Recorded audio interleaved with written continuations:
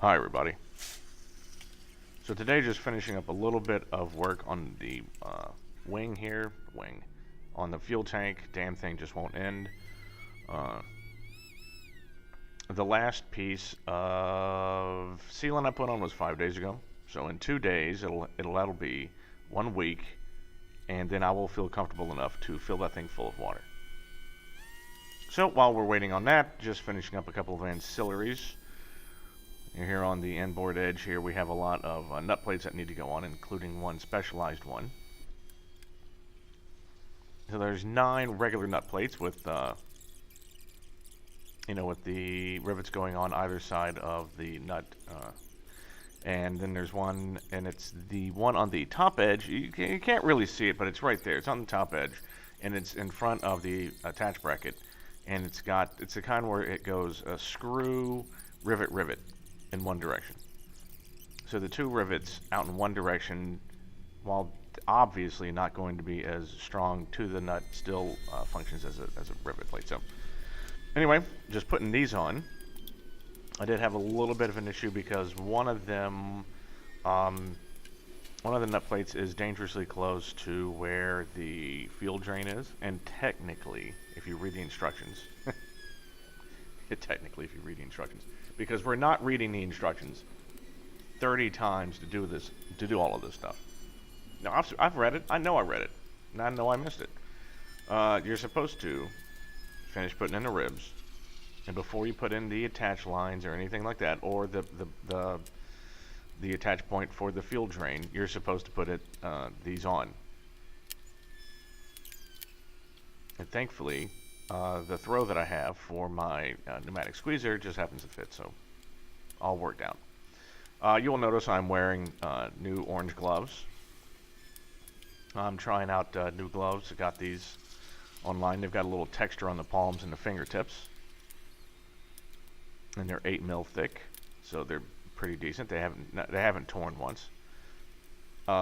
Just because I am wearing a blue shirt and wearing orange gloves, that is not an endorsement of the University of Florida or the Florida Gators or any of their affiliated sports programs. I went to LSU.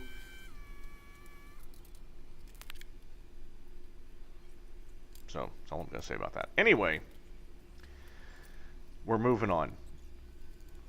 And when I mean moving on, so look, the tank is fun, the tank is nice, but I got to do another one of those damn things, and it's not a pain in the butt, but it's good to take a break, and I've got so much work that I can do on these wings without having to do another tank. So I'm moving on to the main spar. That's right. I've been kind of avoiding this, but now that I have those beautiful work tables that you see in front of you, then yeah, absolutely, it's time to pull out the big guy. So first thing you do is you custom cut a couple of pieces of J-channel for the top and the bottom flange of the spar. There's 8-foot sections and 6-foot sections that they send you.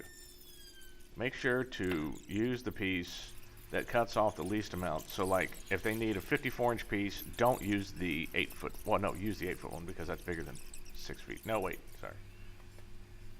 Or maybe there's not. I don't remember. Basically, you only get so much J-channel, so make sure that you're cutting the right ones.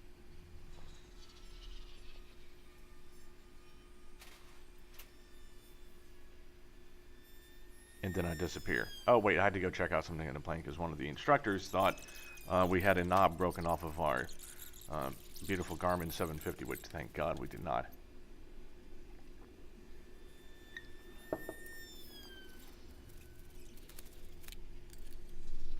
So, yep, finally unwrapped the spar, and she is gorgeous. Now, what you need to do is you need to clamp these to the flange. So you put this thing flange up, and you start clamping the. Nice job, numbnuts.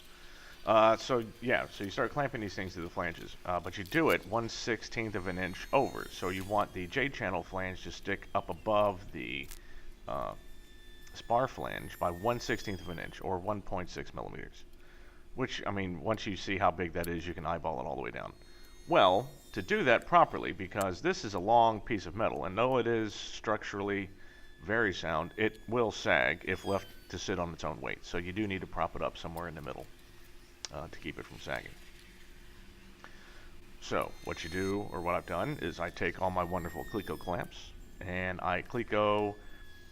The long piece goes on the outboard end, and then you have a secondary short piece because you don't have one piece that's just long enough to cover the entire spar.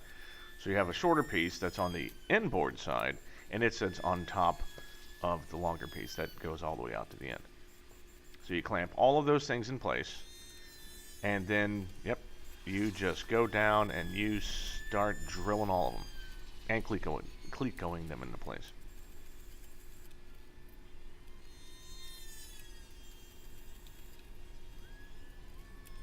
I've heard a lot of people bemoan having to work on the spars because, you know, oh God, the number of holes you have to drill. Look, I've been deburring ribs forever. Those damn nose ribs. So, yeah, just drilling holes is a lot easier than that, so I'm just taking a break. Anyway, I will continue to Cleco these on, and then I'll do the other side in the next video. We'll be doing this whole part of the main wing before we get back to the other part of the leading edge, just because that's where the nose ribs live. So, anyway, it's a grand adventure, and I will see you soon.